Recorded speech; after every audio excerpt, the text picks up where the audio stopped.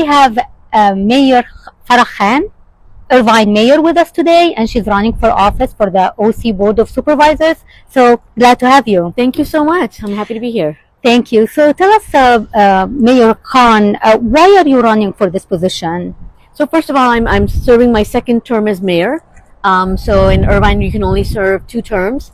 And the opportunity opened up. A lot of the work that I've done in the city when it comes to homelessness, affordable housing, transportation, mental health, a lot of that work I've done with the state and federal governments, making sure that we had the funding and the programs necessary for our community. And that is really the job of the supervisors.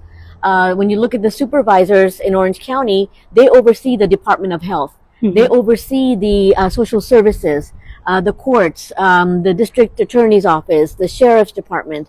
And all of these are things that really affect us here at the local level. And a lot of the work that I've done for mental health and for housing, that funding goes straight to the county. It doesn't come to the cities. Mm-hmm. And we have someone sitting there who does not know how to use that funding to benefit the communities that are in need, right? And so it's really important to have someone that is going to do the job for the communities, make sure that the money that's coming in is given out into the communities where the need is the most, and really making sure that, you know, we have an opportunity to make Orange County just as good as Irvine, the city, is. And why shouldn't we? So you made Irvine the safest city in California or in United States, and it's very clean. People come here because of the education system, health system, and everything. And you want to expand this to the county. Absolutely. Why not? I mean, there's some things that are just city limited, but why can't the county be the safest county in California or the nation, right? Why can't we have officers that are working in partnership with the community so the community feels safe? Why can't we have services and programs so that people that are unhoused right now are able to get the resources that they need, whether it's mental health, substance abuse, whatever it may be? We can't just keep putting them in shelters and saying, okay, we don't see them anymore, it's solved. Mm-hmm. That's not solving the issue. We need to look at individuals and see what their needs are and help them individually. Okay. So you tell people to vote for you because you have a plan for your term. Your term is 2 years or 4 years for in the coming position. The supervisor is a 4-year position. 4-year position. So what is your plan for these 4 years? So in the 4 years, one is to make sure that we're tackling homelessness in a very compassionate way that actually solves the problem, to make sure that we're looking at affordable housing opportunities throughout the county, and then making sure that transportation is equitable, that people have access to reliable transportation in the county, making sure that our Department of Health and Cal Optima is serving the most vulnerable of our communities, making sure they have the health care that they need so they can actually work and thrive, making sure that we are a welcoming county.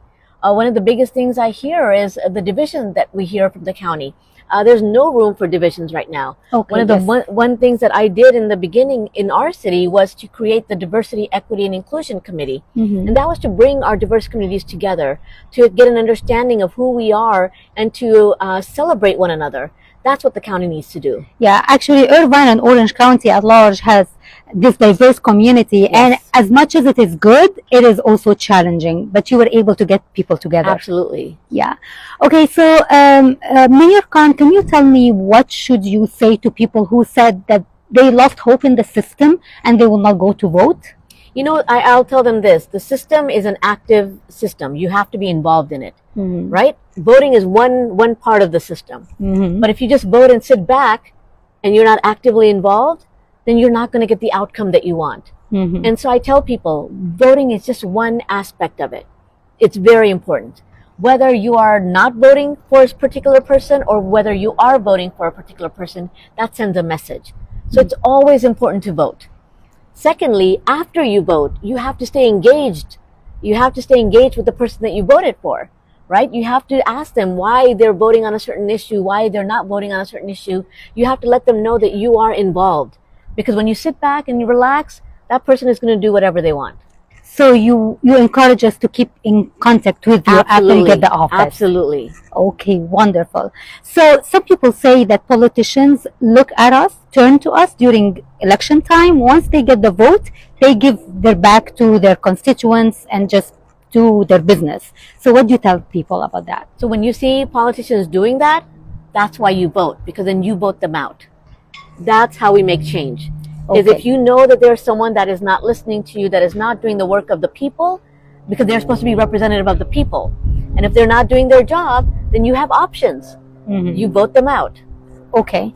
So, Ms. Khan, you know what's happening in the Middle East now, and people are very passionate about ceasefire. So what's your position on ceasefire? I'm the only mayor in Orange County that has openly, publicly stated that we need a ceasefire. And I think it is important that we understand why. Because a lot of times what we're hearing is, oh, it's too complicated. You don't understand international. It's a humanitarian issue. One of the first basic things we need to do is stop innocent people from being killed. And then we can have all the other negotiations come forward.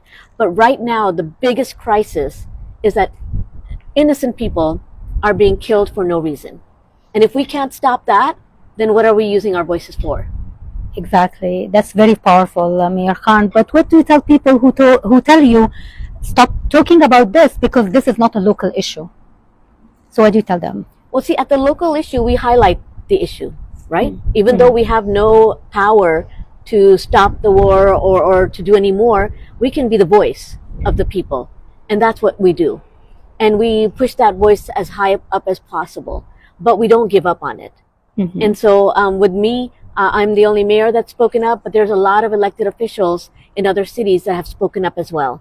And so we need to make sure that those voices keep growing and those numbers keep growing, because the more people that understand and speak up, the better our outcome will be. Mayor Khan, I witnessed how you pushed for ceasefire everywhere. I mean, I attended some of the city council meetings, and you openly express your ceasefire, support your ceasefire, but Irvine City didn't pass a resolution till now. So any issue that we vote on, it's a 5-member vote, right? So that means you need a majority vote. And a majority is 3 members. And right now, only 2 of us are voting for a ceasefire. And that's why it's not passing. Okay. Because of the democratic system, That's you have right. to get, yes. So it's part of it. So again, last word before we go, and thank you for your time. I know you have a lot on your plate. So last word for people who want to vote for you or vote in general, what do you tell them? I just tell them, look, we've got 3 days left to make a difference. And in these 3 days, we're seeing the ballots that are being returned are coming in very slow, and they're not coming in from our communities. And so we need everyone to pay attention. There's a ballot party going on right now that we're at. Pay attention, vote, turn those ballots in, and really ask and encourage all your friends and family, your network, to vote, because this is how we voice our concern. This is how we voice what we want here in America. And if we're not participating, then we're basically saying someone else, go ahead and make decisions for us. Yes. So we have to vote. And that's my only ask right now is, please go out there and vote. Vote for good people. There's some great guidelines out there that are being shared, circulated. Please follow those. Those are great people to vote for, and turn those ballots in. Yes. Thank you so much. This is it. This is the finish line. This is it. Yeah. This is after March 5th, if you say anything, you didn't vote, that's it. Yes. Yes. Thank you so much. Best of luck. And Thank you. we wish to see you in the office in the OC Board of the Supervisors. Thank you so much. Thank you.